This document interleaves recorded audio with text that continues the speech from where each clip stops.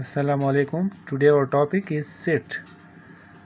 A collection of distinct objects that belongs to a well-defined category is called a set. د داسې شیزونو مجموعه چې هغه زموږ سره distinct کی او well-defined هغه ته موږ set وایو. was distinct څه ته وایي او well-defined څه ته وایي د دې وضاحت کوو. Distinct means that same object should not appear more than once. مطلب دا دی چې زمونږ سره یو نمبر یو object یو element با په سیټ کې د یو نه زیاتې پیرې نه لیکل کېږي. For example, the set of letters of the word small is. دا word small چې دی په دې کې تاسو وګورئ دا L دوه پیرې راغلی دی. نو کله چې دی مونږ د سیټ په شکل کې ظاهرو نو مونږ به څه لیکو د دې لیټرز چې کوم دي SMAL دا L به دوه پیرې نه لیکو نو دا زموږ سره ډسټینګ شو. دغه شانتې که مونږ یو بل اگزامپل واخلو D د دې الیمنٹ زموږ سره دی 1 2 2 3 2 چې دی دوه پیرې زموږ سره په دې کې راغلی دی نو د دې مطلب دا دی چې D زموږ سره ډسټینګ نه دی. Well-defined means a specific property of an object that enables us to know whether the object is an element of a set or not. Well-defined هغه مخصوص خاصیت دی د یو object د یو شیز کم چې موږ د دې قابل جوړی چې آیا دغه شیز چې دی د دې سیټ element دی او کنه دی. For example, the set of first 10 natural numbers. نو که تاسو وګورئ دا سیټ چې دی دا زموږ سره well defined هم دی.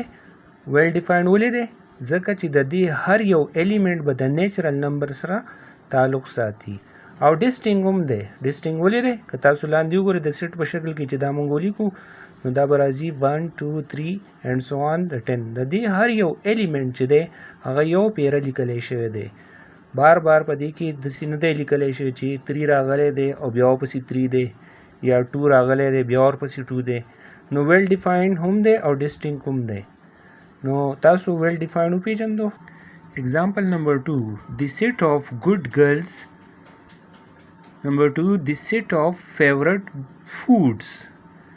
These are not well defined because a food may be favorite of one person but may not be of another. Similarly, a girl may be good in view of one person but may not be for another. So, these are not suitable example of set. که زمونږ سره ورډ ګډ فیوریټ یا بیډ راغی نو د دې مطلب دا دی چې دا به زمونږ سره ویل ډیفاینډ نه وي. ولې فرض کا فیوریټ فوډز دي یو خوراک دی د یو کس په خوښي نو د بل به نه یې خوښ نو دا زمونږ سره ویل ډیفاینډ نه دی. دغه شان یو جینۍ ده د یو کس په نظر کې به هغه ګوډي خو کیدای شي چې د بل کس په نظر کې هغه ګوډ نه بیډي نو دا هم زموږ سره well defined نه دی. Now we are going to exercise number 1.1. Question number 1. Tell which of the following is a set and which is not. تاسو وایئ چې په دې کې کم یو سیټ دی او کم پکې سیټ نه دی. Number 1 the 4 provinces of Pakistan. د پاکستان 4 صوبې نو دا زموږ سره distinct هم دی او well defined هم دا زموږ سره څه دی سیټ دی.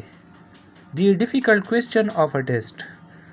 فرض کا په کوېسچن یو ټیسټ کې دوه کوېسچن دي یا یو کوېسچن دی نو یو کس ته به هغه ګرانې کیدای شي بل ته اساني دا well defined نه دی نو دغې د وجې نه دا زموږ سره سیټ نه دی. کوېسچن نمبر 1 کې 3 نمبر پارت the set of geometrical instrument. نو دا زموږ سره well defined هم دی او distinct هم دی نو زموږ سره څه دی دا یو سیټ دی. The naughty boy of a street. دا زموږ سره ویل ډیفاینډ نه دی، د دغې د وجې نه دا زموږ سره سیټ هم نه دی. 5 نمبر پارت د کیپیټل لیټر آف انګلیش الفابیټ. نو د دې الیمنٹ چې دي هغه زموږ سره ډسټینکټ هم دي او ویل ډیفاینډ هم دي، نو دا زموږ سره یو سیټ دی. کوېسچن نمبر 1 کې چې نور څونه پارټ دي هغه به تاسو په خپله سالو کوئ او سوچ به پرې وکئ.